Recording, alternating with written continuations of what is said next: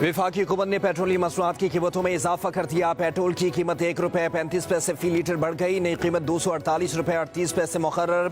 HP diesel ₹3.85 फी litre महंगा हो गया। नई कीमत ₹255.14 हो गई। मिट्टी के तेल की कीमत में ₹1.48 कमी की गई है। नई कीमत ₹161.54 मुकर्रर। वजारत खजाना ने कीमतों में रद्दबदल का नोटिफिकेशन जारी कर दिया। LPG की फी किलो कीमत में ₹2.88 का इजाफा। घरेलू सिलेंडर ₹34.09 महंगा हो गया। नई कीमत ₹2,999.47 मुकर्रर। ओकरा ने माह नवंबर के लिए नई कीमतों का नोटिफिकेशन भी जारी कर दिया। आवाम का हुकूमत से कीमतों में इजाफा वापस लेने का मुतालिबा। क्या बोल सकते हैं, लूट मारी के धंधे भाई, कुछ भी नहीं बोल सकते। अभी ₹1 बढ़ाएंगे, फिर ₹5 बढ़ाएंगे। हुकूमत को सोचना चाहिए। हम तो मजबूर हैं, हमें तो पेट्रोल डलवाना है ना, तो ये इनको सोचना चाहिए कि थोड़ा सा कमी रखें। बहुत ज़्यादा मुश्किलात का सामना करना पड़ता है हमारे को, क्योंकि ये पहले भी अगर ये ₹247 था तो हमारे को ₹250 लीटर देते थे, उसमें कोई फ़र्क नहीं था। हमारी मर्ज़ी हो या ना हो, हुकूमत ने अपनी मर्ज़ी चलानी होती है भाई। तो हम तो मंथ पे डिपेंड करते हैं, अब पूरे मंथ का वेट करना पड़ता है, बजट होता नहीं हमारा। हमारी मर्ज़ी चले, हम जो भी कहें ना, हमारा कुछ भी नहीं चले। वज़ीर आज़म शहबाज शरीफ की अमीर कतर शेख तमीम बिन हमदोसानी से मुलाकात। दो तरफ़ा ताल्लुकात पर तबादला ख्याल। शहबाज शरीफ कतर के मनसब शेख मोहम्मद बिन अब्दुर्रहमान से भी मिले। तिजारत, सरमायाकारी, तवानाई और सकाफत के शोबों में ताउन बढ़ाने पर तबादला ख्याल किया गया। वज़ीर आज़म ने पाकिस्तान की इक़्तिसादी तरक्की में कतर के ताउन को सराहा। इक़्तिसादी ताल्लुकात को मज़ीद मुस्तहकम करने के लिए पाकिस्तान के अज़म का इआदा किया गया। कतर में मौजूद पाकिस्तानियों की मेज़बानी करने पर शुक्रिया अदा किया। कहा पाकिस्तानी दोनों ममालिक की तरक्की में पुल का किरदार अदा कर रहे हैं। वज़ीर आज़म का मेरे कतर के हमरा कतर म्यूजियम में मंजर आर्ट गैलरी का दौरा। दोनों रहनुमाओं ने एक ही गाड़ी में दीवाने अमीर से कतर म्यूजियम तक का सफर तय किया। शहबाज शरीफ ने कहा कतर हमारा दूसरा घर है। इस नुमाइश का इनेकाद पूरी पाकिस्तानी कौम के लिए बाइस से फख्र है।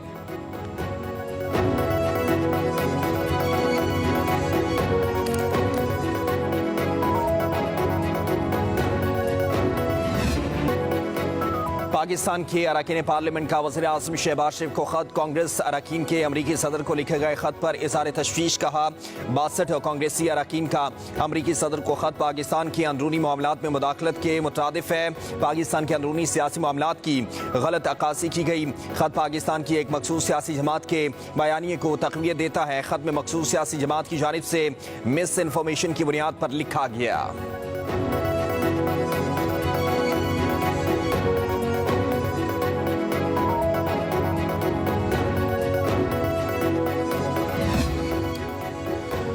पाकिस्तान किसी दूसरे मुल्क के अंदरूनी मामलात में ना मुदाखलत करता है, ना ही अपने मामलात में मुदाखलत पसंद करता है। पाकिस्तान की अमरीकी सियासत के हवाले से कोई पोजीशन नहीं। तर्जमान दफ्तर खारजा की हफ्तावार ब्रीफिंग। कहा पाकिस्तान में चीनी बाशिंदे हमारे अहम मेहमान हैं, तहफ़्फ़ुज़ करेंगे। पाकिस्तान का किसी दहशतगर्द गिरोह खुसूसन कलअदम TTP से मुज़ाकरात का कोई इरादा नहीं। अफ़गानिस्तान में दहशतगर्दों की महफूज पनाहगाहें हैं। अफ़गान इंतज़ामिया इन दहशतगर्द ग्रुपों के खिलाफ कार्रवाई करे। तर्जमान ने कहा कि लंदन में पाकिस्तानी हाई कमिश्नर की गाड़ी को निशाना बनाने की तहकीकात होंगी।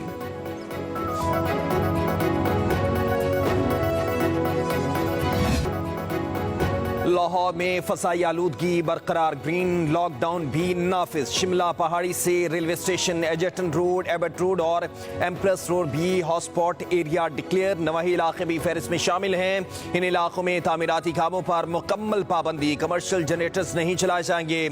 चिंची रिक्शे का इलाकों में दाखिला ममनू। ओपन बारबेक्यू पर रात 8 बजे के बाद पाबंदी।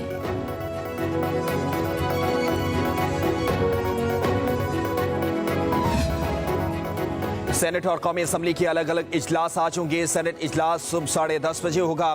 23 नुकाती एजेंडे पर बात होगी। ऐवान बाला में मुख्तलिफ कायमा कमेटियों की रिपोर्ट्स पेश की जाएगी। कौमी असम्बली का इजलास 11 बजे शेड्यूल। 6 नुकाती एजेंडा भी जारी।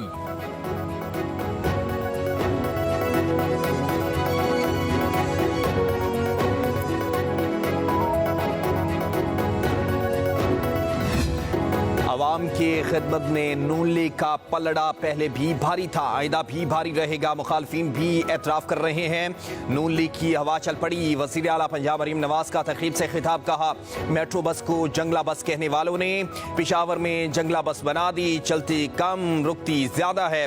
पंजाब में फितना फसाद की सियासत की गई, हुकूमत और किसानों को लड़ाने की कोशिश भी की गई। ज़राअत के बगैर मुल्क की तरक्की और खुशहाली मुमकिन नहीं। पंजाब की तरक्की का रास्ता खेतों से होकर गुजरता है। आज ग्रीन ट्रैक्टर स्कीम की पहली कुरानंदाजी होगी। हमें स्मोक के बहुत बड़े चैलेंज का सामना है, मसले के हल में कई साल लग जाएंगे। भारतीय पंजाब को भी स्मोक के तदारुक के लिए इकदाम करना होंगे। उधर वज़ीर आला पंजाब मरीम नवाज ने सुपर सीडर प्रोजेक्ट लॉन्च कर दिया। काश्तकारों में सुपर सीडर की तकसीम, वज़ीर आला खुद ट्रैक्टर पर सवार हुई। इंशाअल्लाह हम यूनियन को बहाल कर रहे हैं और हम आपको बाकायदा तौर पर बहाल करके यूनियन को आपको पूरा मौका देंगे कि आप इमर्ज करें। अपनी यूनियन के जरिए सरकारी तौर पर आपको इख्तियार दे रहे हैं। इंशाअल्लाह बहुत जल्द हम जो है इस सूबे में स्टूडेंट यूनियन को बहाल कर रहे हैं।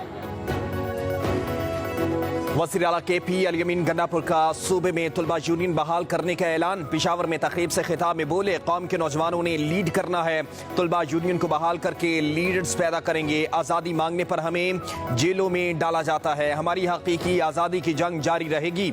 इस हफ्ते फैसला कुन तहरीक के लिए निकलेंगे। महरूमी कौमों को नीचे ले जाती है, आपको नाकामी से सीखना होगा।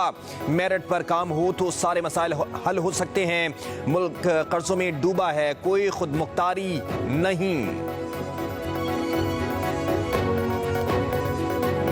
मुल्क में एक नया निज़ाम लागू हो चुका है। फॉर्चुनेटली हमारे पास माहौल ख़राब हुआ तो इफ्तिखार चौधरी जैसे लोगों ने और साकिब निसार जैसे लोगों ने अथॉरिटी का गलत फ़ायदा लिया। हुकूमत ने सिर्फ जज साहबान की तकरीर में अपना एक हिस्सा लेने वाला इख्तियार वापस लिया है। जस्टिस काजी फैज़ ईसा साहब के साथ जिस तरीके से एक बेहुदा रवैया PTI के लोगों ने किया है, उसकी सख्त अल्फाजों में मैं मजम्मत करता हूँ। यही वो सोच है जो कुछ जज हजरत साहब कहते थे ना कि जी सिसिलियन माफिया और ये है माफिया।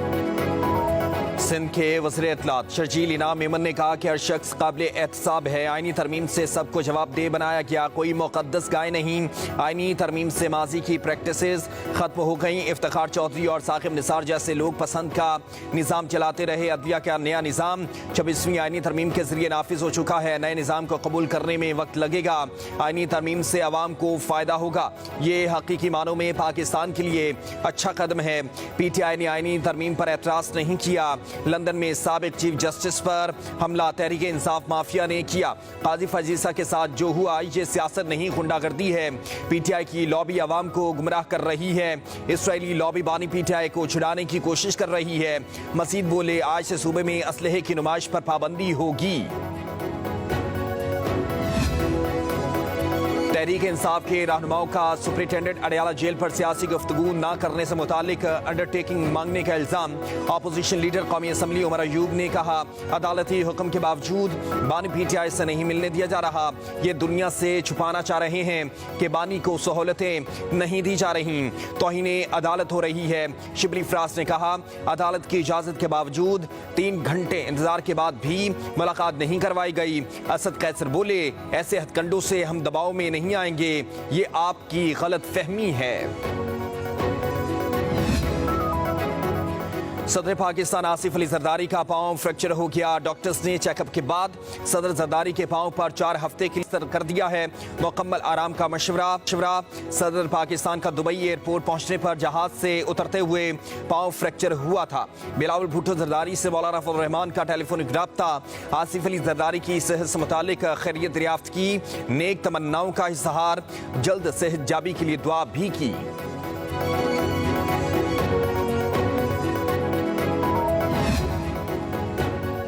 पाकिस्तान के लिए IMF की इस्लाहाती शराइत परेशानी का बाइस बनने लगी। ज़राए के मुताबिक बैनुल-अक़वामी मालियाती फंड मैक्रो इकनॉमिक फ्रेमवर्क की नाकामी बड़ा चैलेंज बन गई।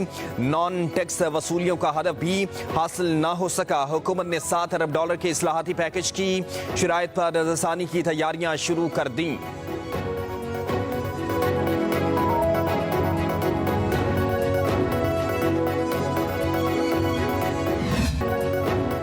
PIA की निष्कारी के लिए बोली का अमल निजी कंसोर्शियम ने सिंगल बिडर के तौर पर सामने आकर 60% शेयर्स की खरीदारी के लिए 10 अरब रुपए की बोली लगाई। बोली दहिंदा को सरकारी कीमत में खरीदने के लिए 30 मिनट का वक्त दिया गया। निजी कंसोर्शियम ने PIA के लिए बोली की रकम बढ़ाने से मातहत कर ली। हुकूमत ने कम अज कम कीमत 85 अरब 3 करोड़ रुपए मुकर्रर की थी।